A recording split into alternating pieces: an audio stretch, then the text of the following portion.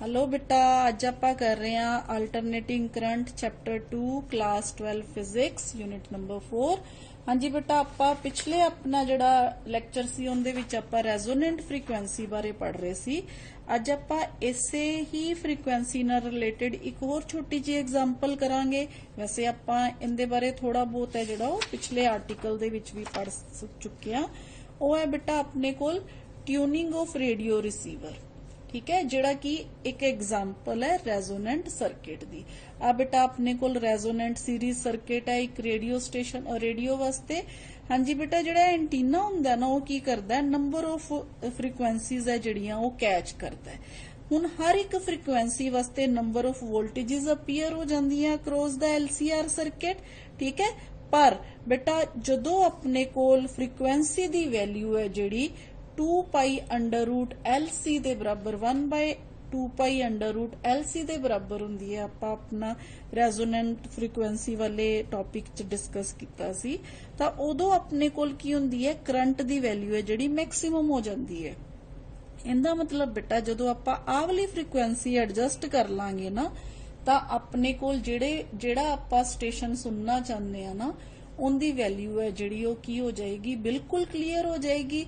ते जिहड़े सिग्नल्स दूसरे जिहड़े स्टेशनस तो सिग्नल्स आ रहे हैं ना ओह की हो जाणगे बेटा, वीक हो जाणगे। ते इस फ्रीकुएंसी दे उपर जिहड़ी क्यू वैल्यू हुंदी है ना ओह की हुंदी है, मैक्सिमम हुंदी है, लार्ज हुंदी है। ठीक है, तां इनू आपां एडजस्ट किवें कर सकदे आ बेटा, एडजस्टेबल कैपेसिटर सी है जिहड़ी उनदी वैल्यू नू आपां एडजस्ट करके है जिहड़ा आपां जिहड़ी फ्रीकुएंसी है उन्नू ट्यून कर सकते हैं। ठीक है जी बेटा, नैक्सट टॉपिक जिहड़ा आपां पढ़ना है which is most important topic, वो है बेटा अपना पावर इन AC सर्किट। हाँ जी बेटा, सिंपल जिहड़ी पावर है वो आपां नू पता है कि पावर है जिहड़ी वो वोल्टेज इंटू करंट दे बराबर हुंदी है। ठीक है, पर इत्थे अगेन बेटा आपां इहो जे करंट दी गल करनी है, इहो जी वोल्टेज दी गल करनी है जिहड़े की है टाइम दे नाल की हुंदे रहिंदे है, वेरी हुंदे रहिंदे, कॉन्टीन्यूसली चेंज हुंदे रहिंदे है। तां बेटा इस केस दे विच जिहड़ी पावर है ना आपां वो किसी खास इंस्टेंट ते कैलकुलेट करांगे। इस करके आपां इस केस च पावर है ना जिहड़ी आपां उहनूं कहने आ बेटा इंस्टेंटेनियस पावर। ठीक है, तो आपां rate at which electrical energy is consumed in an electric circuit is called its power. For an AC circuit, we define instantaneous power as the product of instantaneous voltage and current. क्यों instantaneous? क्योंकि जिहड़ा बेटा अपने कोल current या voltage है वो अपने कोल very करदा रहिंदा है। जदों अपने कोल वेरी करदा रहिंदा है तां आपां किसी भी पर्टिकुलर जिहड़ा इंस्टेंट ते, चाहे वो आवला होवे, चाहे इस पॉइंट ते होए, चाहे इस पॉइंट ते होवे, किसी भी पॉइंट ते आपां जिहड़ी है जिहड़ा तुसी आपां देखिया सी ना RMS वैल्यू है जिहड़ी वो आपां कैलकुलेट करदे सी। ठीक है, तां आपां इंस्टेंटेनियस पावर है जिहड़ी वो कैलकुलेट करांगे। हाँ जी बेटा, ते आपां मान लैने आ suppose in AC circuit at any instant voltage and currents are given by, voltage ते करंट दी वैल्यू है जिहड़ी वो किसी भी इंस्टेंट ते दित्ती हुई है बेटा नू आपां नू E is equal to E naught sine omega t. मतलब मान लो ये अपने कोल वोल्टेज दी वैल्यू है, इस तरह करंट दी वैल्यू दित्ती हुई है I note sine omega T minus five, यानी कि जिहड़ा करंट है वो वोल्टेज तो पिछे जा रहा है। ठीक है, फेस एंगल फाई दे नाल। ठीक है, where phi is phase angle is the phase angle by which the voltage leads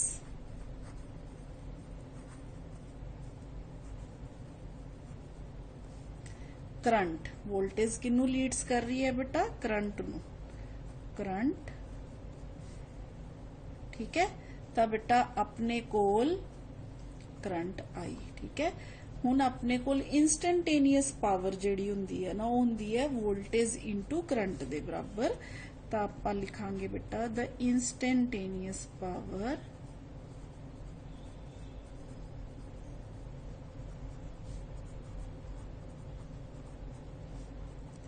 is P is equal to E into I। ठीक है, ਹੁਣ ਆਪਾਂ ਕੀ ਕਰਨਾ बेटा E ਤੇ I ਦੀ ਵੈਲਿਊ ਹੈ ਜਿਹੜੀ ਉਹ ਆਪਾਂ ਪੁੱਟ ਕਰ ਦੇਣੀ ਹੈ E नोट I नोट। ठीक है, E note the value E note sin omega t, I note the value ਆ ਰਹੀ ਤਾਂ ਆਪਣੇ ਕੋਲ ਆ ਗਿਆ sin omega t into sin omega t minus 5। हाँ जी बेटा, अगे बिल्कुल सिंपल आर्टिकल हुण आपां कुछ नहीं करना, आपां ट्रिग्नोमैट्रिक जेड़े है रिलेशन जेड़े है सॉल्व करने हैं। ठीक है जी बेटा, आपां की ब्रैकेट है जेड़ी ओनू सॉल्व कर लीए बेटा। पहला P is equal to E naught I naught. हाँ जी बेटा, हुण देखो आ अपने कोल ट्रिग्नोमैट्रिक फॉर्मूला बन गया। केड़ा फॉर्मूला? साइन ए कॉस बी माइनस कॉस ए साइन बी। ठीक है, तो इनू पहला आपां फॉर्मूला सॉल्व कर लेने आ। Sine omega t as it is ते अंदर अपने कोल आ गया sine omega t cos five minus cos omega t sine five. ठीक है, ਹੁਣ ਆਪਾਂ ब्रैकेट है ਜਿਹੜੀ ਉਹਨੂੰ ओपन कर ਦਿੰਨੇ ਆ E नोट I नोट, ਇਹਨੂੰ ਅੰਦਰ ਲਿਜਾ ਕੇ ਮਲਟੀਪਲਾਈ ਕਰ ਦਈਏ sin square omega t cos five minus sin omega t cos omega t sin five. हाँ जी बेटा, ਹੁਣ ਆਪਾਂ ਕੀ ਕਰਾਂਗੇ E नोट I नोट। हाँ जी बेटा, जेड़ा साइन स्क्वायर ओमेगा टी है वो अपने कोल सीधा सीधा 1 minus cos 2 omega T divided by 2 आ जाएगा। हुण इस इक्वेशन नू आपां की करना है बेटा 2 नाल ही मल्टीप्लाई कर दीए ते 2 नाल ही है जेड़ा जे डिवाइड कर दीए ते कोई फर्क तो नहीं ना पेगा। इनू आपां 2 नाल ही मल्टीप्लाई करता ते 2 नाल ही डिवाइड करता। ठीक है, जदों आपां इनू 2 नाल मल्टीप्लाई ते 2 नाल डिवाइड करांगे तो अपने कोल आ जड़ा फार्मूला है ये बन गया बेटा 1 minus cos 2 omega t by 2 into cos five as it is. ठीक है, माइनस आ जड़ी चीज है अपने कोल 2 sine omega t cos omega t बेटा ये बन गया अपने कोल sine 2 omega t sine 2 omega t by 2 into sine 5।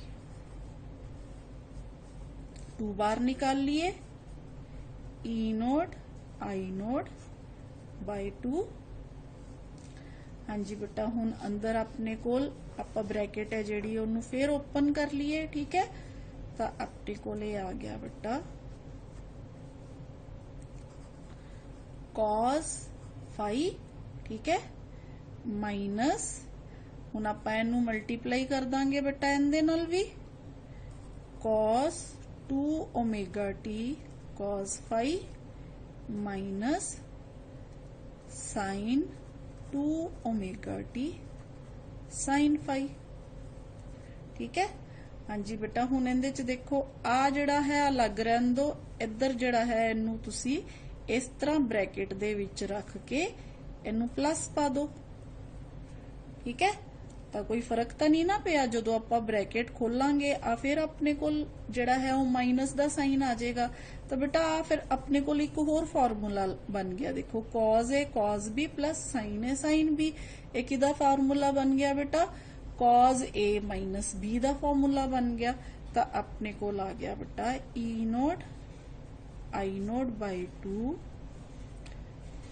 Cos 5 minus cos A minus B यानी कि 2 ओमेगा 2 माइनस 5, क्योंकि इत्थे ए की है अपने कोल 2 ओमेगा टी, बी की है अपने कोल 5 के बराबर है। तो बेटा अपने कोल ए आ गया रिलेशन इंस्टेंटेनियस पावर वास्ते। अच्छा बेटा, हुण देखो इस इक्वेशन दे विच आ जिहड़ी टर्म है ना ये टाइम डिपेंडेंट है।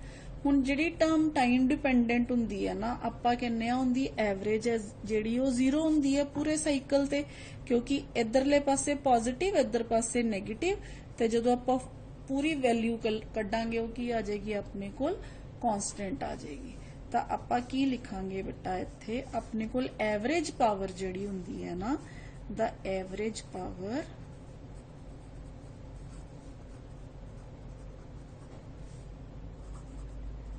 dissipated per cycle can be obtained by taking the average of the दोनों टर्म्स दा एवरेज लेके बेटा of the cosine terms, of the cosine terms in equation 1, इनू आपां इक्वेशन 1 मान लेने हैं। ठीक है हाँ जी बेटा, हुण इस इक्वेशन दे विच सैकेंड टर्म है ना जिहड़ी द सैकेंड टर्म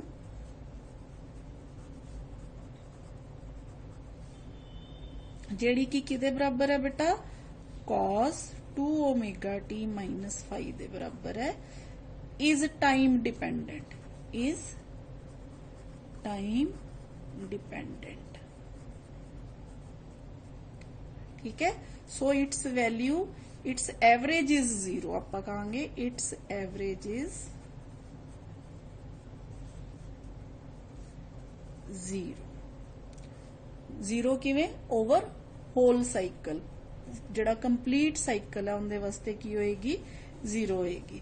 तो बेटा फिर अपने कोल पावर है जिहड़ी वो किदे बराबर आ जाएगी, एवरेज पावर है जिहड़ी वो आ जाएगी ई note I note by 2 into cos 5,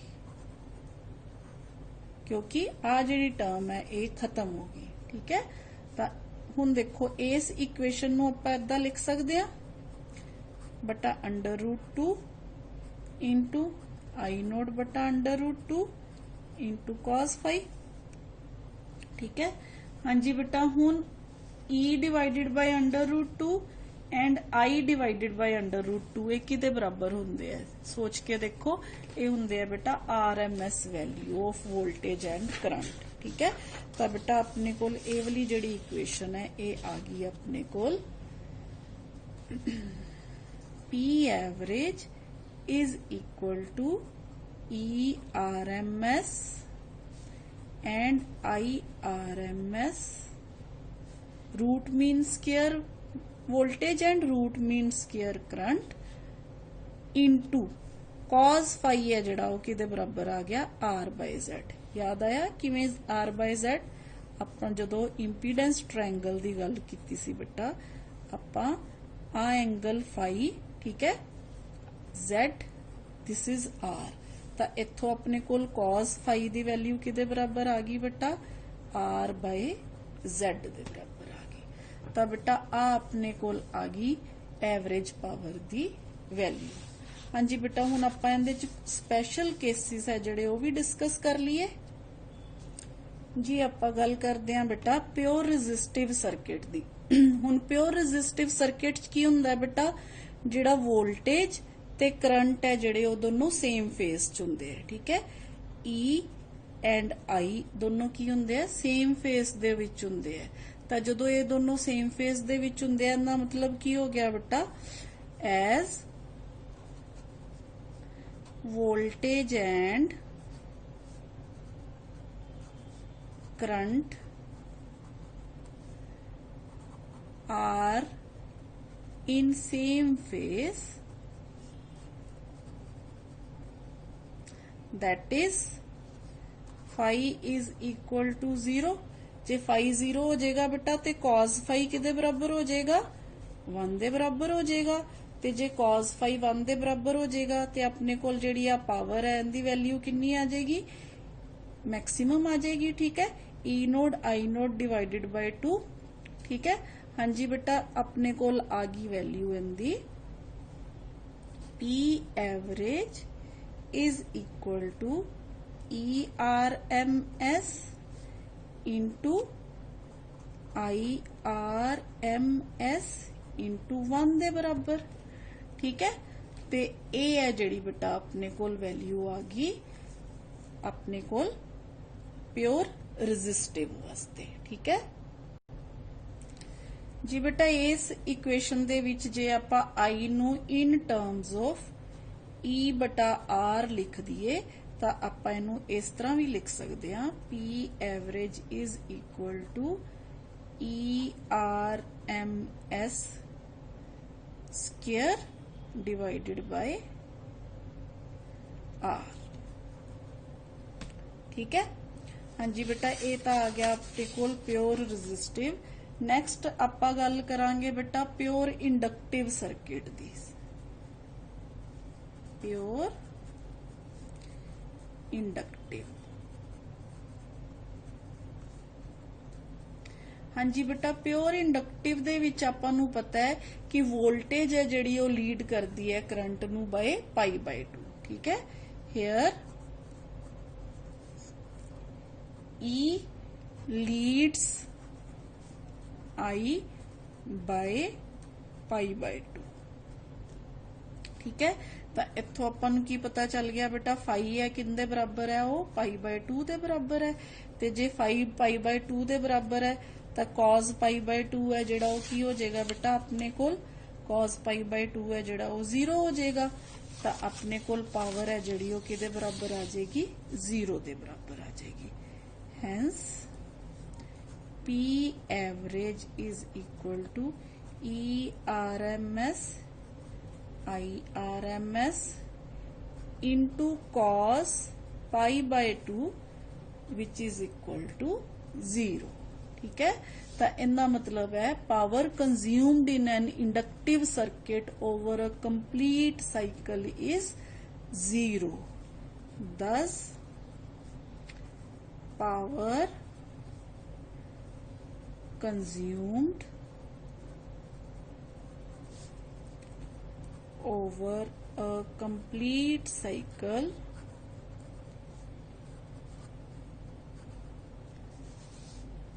हाँ जी in an inductive circuit is 0। ठीक है जी बेटा, इसे तरह आप जे प्योर कैपेसिटिव सर्किट की गल करिए इहदे विच भी की है, इहदे च E है जिहड़ा लैग्स बिहाइंड आई है। ठीक है, ते जे लैग्स बिहाइंड आई है इहदा मतलब फाई है जिहड़ा माइनस π/2 है। तो बेटा आपां पावर है जिहड़ी वो कैलकुलेट करांगे cos माइनस π/2 पुट करके, तो अपने कोल वैल्यू अगेन है जिहड़ी वो की आ जाएगी, 0 आ जाएगी। तो फिर इहदा मतलब ये होया average power consumed in a capacitor over a complete cycle is also 0। जी बेटा, इसे तरह आप सीरीज LCR सर्किट की जे गल करिए तो अपने कोल फाई है जिहड़ा tangent inverse XL minus XC by R दे बराबर है। ते पावर है जिहड़ी वो अपने कोल किहदे बराबर है, IRMS ERMS cos phi दे बराबर। सो phi may have non zero values. ठीक है, तो आप कहेंगे non zero values for LR RC and LCR circuit. ठीक है, हाँ जी बेटा, आप even some power is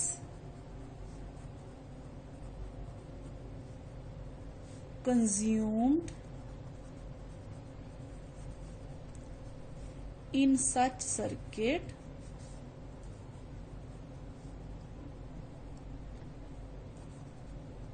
for resistor। ठीक है, हाँ जी बेटा, नेक्स्ट अपने कोल जिहड़ा है वो आ गया अपने कोल power dissipated at resonance in LCR circuit। जी बेटा power dissipated at resonance in LCR circuit ਦੀ ਜੇ ਆਪਾਂ ਗੱਲ ਕਰੀਏ ਤਾਂ XL ਤੇ XC ਹੈ ਜਿਹੜੇ ਬਰਾਬਰ ਹੁੰਦੇ ਆ ਠੀਕ ਹੈ ਜੇ ਬਰਾਬਰ ਹੁੰਦੇ ਆ ਤੇ ਆਪਣੇ ਕੋਲ ਆ ਦੇਖੋ फाई ਦੀ वैल्यू की आ जाएगी 0 आ जाएगी जे फाई ਦੀ वैल्यू 0 आ गई तो P एवरेज है ਜਿਹੜਾ ਉਹ ਕੀ ਹੋ ਜਾਏਗਾ E ਤੇ I ਦਾ ਜਿਹੜਾ ਹੈ ਇਫੈਕਟ ਆਏਗਾ ਉਹਦੇ ਚ E into I ਹੋ ਜਾਏਗਾ that is maximum power is dissipated in the circuit through R in LCR circuit। हाँ जी बेटा ये तो सी अपने कोल power consumed in LCR AC circuit दी गल। हाँ जी बेटा हुण आपां नैक्सट जिहड़ा है टॉपिक वो नैक्सट अपने लैक्चर दे विच डिस्कस करांगे। अज लई इन्ना ही बेटा, थैंक यू।